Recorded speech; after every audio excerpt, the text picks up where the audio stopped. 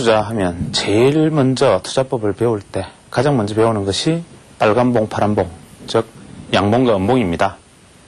그 다음 두 번째 공부하게 되는 것이 소위 말하는 이동평균선에 관한 이야기입니다. 그 다음에 이제 보조지표들을 배우게 되고 좀 더 많아지면 뭐 여러 가지 복잡한 이론들을 익히게 되는 것이 보편적 순서이고 일반적으로 기술적 분석에서 알려주는 것도 그렇습니다. 그렇지만 우리가 가장 기본이 되는 것을 소홀히 하면 나중에 아무것도 할 수가 없습니다. 예를 들어서 가감성제가 되지 않으면 미분적분이 되지 않는 것은 당연하듯이 이동평균선이라는 부분도 우리가 깊이 있게 철학적으로 생각해보면 생각할수록 깊이 많이 생각해야 할 부분들이 있습니다. 이동평균선을 대부분 사람들은 이렇게 생각합니다. 5일 이동평균선이 단기적으로 추세를 반영한다. 20일선이 심리선이다.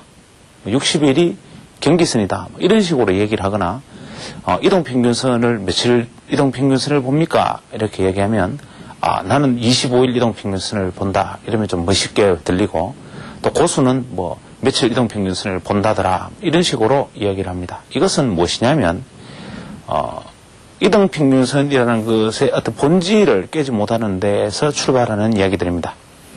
우리가 보편적으로 이동평균선을 적용할 때는 시세가 이동평균선을 돌파하느냐의 여부, 또 단기 이동평균선이 장기 이동평균선을 돌파하느냐의 여부, 또 단기와 장기 이동평균선이 어떤 방향을 보이느냐의 여부, 또 이동평균선과 이동평균선 사이의 거리는 어떠냐라는 수렴과 확산의 여부, 이런 관점에서 지켜보고 거기서 조금 더 확대해 해석된 것이 바로 이제 이격이라는 것을 우리가 보통 또 바라보기도 합니다. 여기서 이격이라는 것은 우리가 소위 말하는 투자의 심리라는 것을 이동평균선에 접목한 것과 같은 것이라고 볼 수 있는데 이러한 이동평균선을 이격에 접목을 시켜놓고는 또 어리석은 일을 합니다. 이격도가 20일 이격도가 90이다. 20일 이격도가 88이다. 침체다. 이격도가 100이면 과열이고 110이면 과열이고 111이면 아주 초과열이다. 이런 식으로 또다시 이분법적인 잣대로 시장을 바라봅니다. 그러나 이동평균선이라는 것을 우리가 자세히 보면 이렇습니다. 시장의 매듭에 따라 달라지는데 시장의 한 매듭에서 중심 시세를 이루는 이동평균선이 만약에 있다고 가정하면 단기 이동평균선과 장기 이동평균선이 만약에 있다면 이 단기 이동평균선은 소위 말하는 이격이 이동평균선과의 시세의 이격이 박스의 형태를 이루고 이것은 이동평균선의 이격이라는 것이 매매와 돌파를 이루는 하나의 기준점이 됩니다. 즉 매매의 신호가 되는 것입니다. 그러나 장기 이동평균으로 갈수록 이 장기 이동평균선의 이격이라는 것은 실제로 그 자체가 교조적으로 멈추어져 있는 이격이 아니라 계속적으로 돌파되는 이격을 가지고 있어야 됩니다.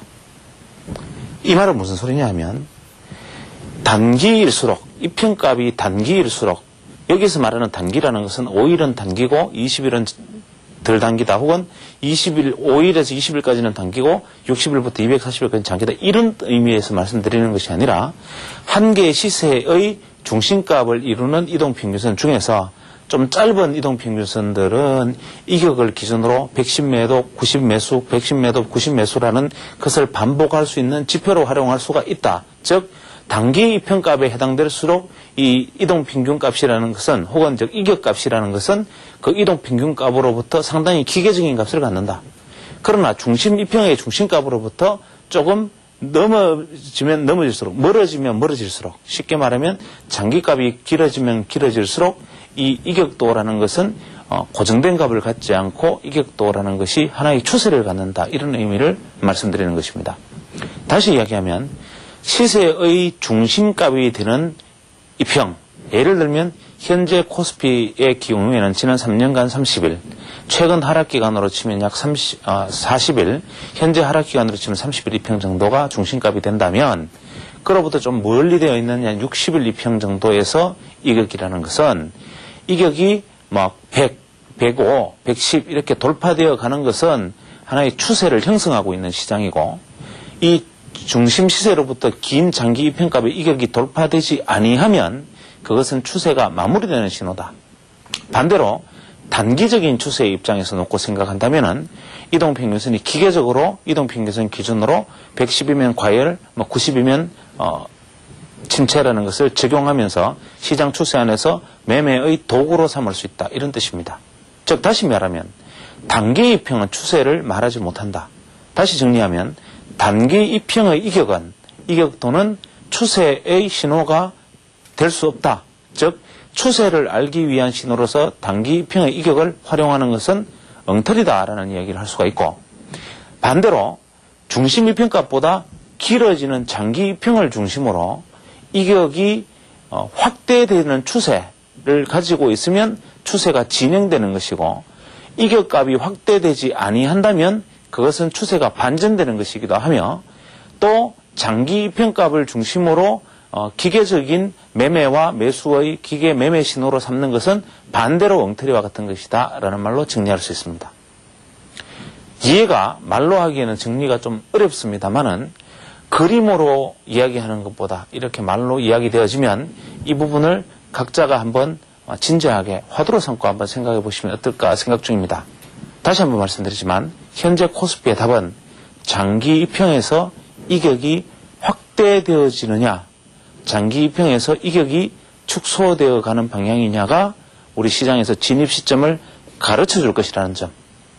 단기 이평에서 이격이라는 것은 추세와는 전혀 상관없는 것이기 때문에 단기 이평상의 이격이 어떻다는 얘기가 나오더라도 그것은 시세와는 전혀 상관이 없는 것이라는 점.